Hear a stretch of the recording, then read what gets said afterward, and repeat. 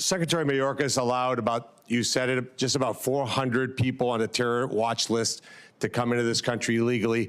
If you were confirmed as Secretary of Homeland Security, how many people on the terror watch list would you allow into this country? Well, Senator, we would work every single day until we had that number was zero. And if you look at the previous Trump administration over his entire 4 years, in comparison to Joe Biden's number, President Trump, it was 11 that were then removed from the country and faced consequences. When you look at the 382 that Joe Biden has let in and the policies continue, is shocking and needs to be changed immediately. Mayorkas let in about 12,000 murderers. How many would you target to let into this country? My goal every day would be have no murderers allowed into this country in our communities. Mayorkas allowed 16,000 rapists. How many would you target to let in? Every day I'd work to make sure that there was none let into this country. He let 600,000, Mayorkas, 600,000 people with criminal convictions. How many would you allow in? We would work every day to make sure people are safe and that those with criminal convictions are immediately removed.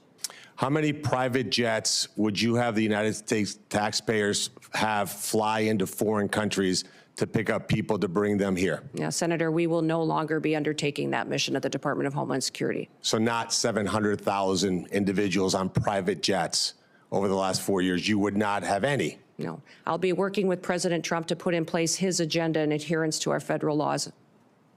And how many illegals will you plan to house in luxury hotel rooms in Manhattan at a cost of $6,000 per month? Sir, clearly, Senator, during this election, the American people said they did not support that and that that would not be a part of this new administration. How about sex change operations for illegals? How many of those would you suspect you would fund?